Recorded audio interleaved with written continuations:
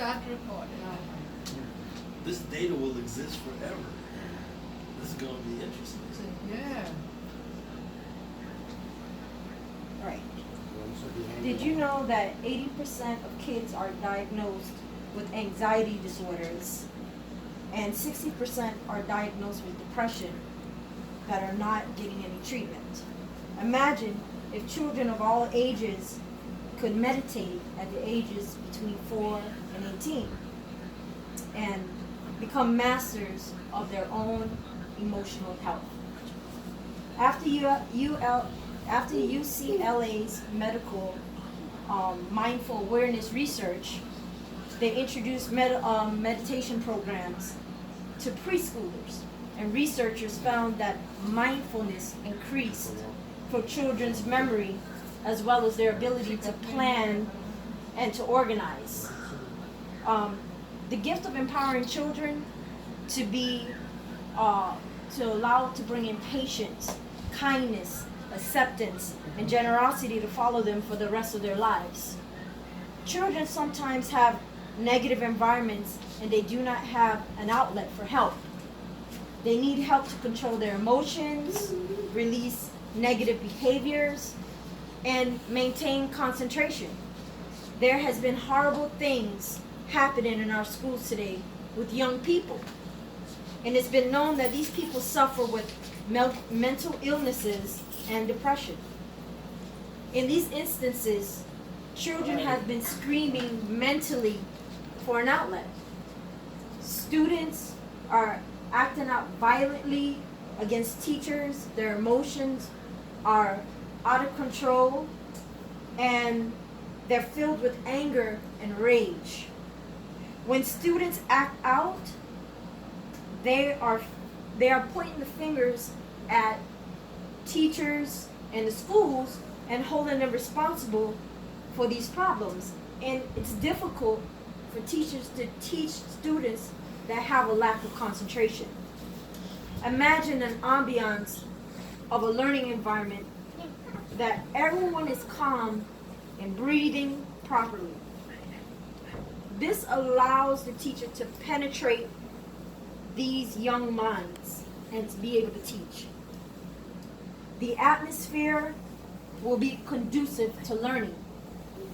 Negative thoughts will be trained to be removed and children can visualize.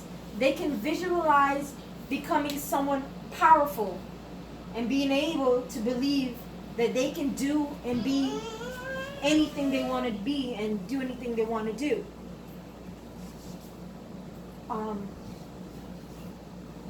Children would acknowledge classes and schools as a drama-free zone.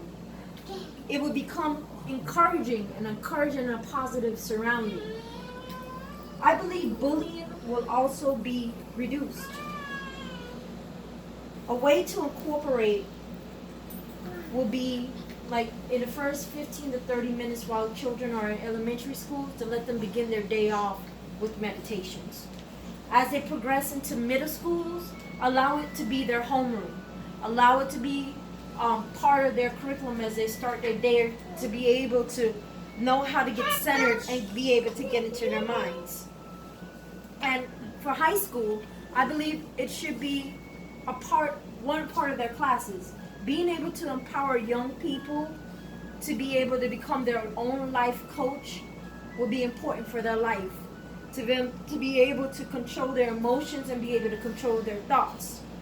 And you're probably wondering, what can we do to make this happen? Before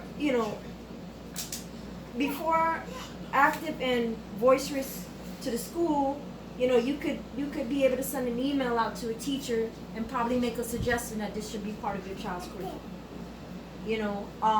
Sending a YouTube video or being able to introduce them to different forms of meditations will be important. If you have a thought, it can become an action. If you reach out to the schools and you actually start doing this from home, your kids may be able to go to school and maybe introduce their friends into meditation. These are some ways that we can go ahead and start to be able to help these young people. Right? So, It would create a positive learning environment for teachers and for the students. It just takes simple steps to put this stuff into action. I would like to share with something that I recently learned that changed my life. There was a man that went to a monastery. He went to where monks were learning. And it was the first day of school for these young monks. And there was a 10-year-old that was teaching little 4 and 5-year-olds the first day of class that they had. And the guy was walking by and he was mesmerized by this young 10-year-old. His energy, his light, the way he carried himself, the onlooker, the guy couldn't stop looking at this young guy. So after the class was done, like the guy who was looking at this class being taught by this 10-year-old, he wanted to sit in that class. So when the class was done, he approached this young monk and he asked him, he says, was that the first day of class for these young people? And the young monk smiled and he says, well, yes. So he asked the gentleman who was looking at him, he says, well, what did you learn on your first day of school? So the guy turned and looks to the monk and he says, well, I learned ABCs, I learned colors, I learned to count. You know, these are the things that we learn when we go to school on our first day of school. So he asked the young monk, he says, well, what were they taught on their first day of school? So the young monk turned to him and smiled and he says, I taught these young people how to breathe. So the guy was kind of thrown off. He says, well, why breathe? Why would you teach them how to breathe? He says, in life, when you're born, what you're born with is your breath. When you leave this earth, you're left with your breath. He says, everything around you will change. Your friends will change. Your family will change. Everything around you will change. And when things change around you, whether you're happy or sad, whether people die, whether your friends leave you, your breath changes. You become emotional with your breath. You know, you breathe harder. You lose a lot of what's in you with your breath. You become very emotional with your breath. When people are angry, they breathe harder. It causes more pressure on their bodies.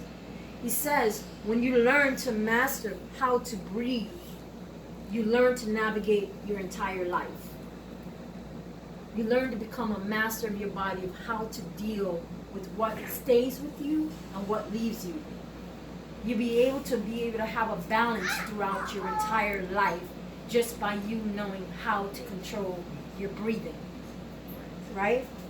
So I will leave you with that, is that if we give to our young people today and just give them a tad bit of how they become independent and how they can control their lives emotionally by meditations, we'll be giving back to them great empowerment. Allow them to become masters of their own worlds by internal transformations. And this can happen by meditation. I would like to be able to give reference to Jay Shetty. The first thing I learned as a monk, you can look him up on Instagram or YouTube. Very, very empowered speaker. And also, I went to Maine EOC Institute at www.eocinstitute.org to be able to receive my statistics on children that are having mental illnesses.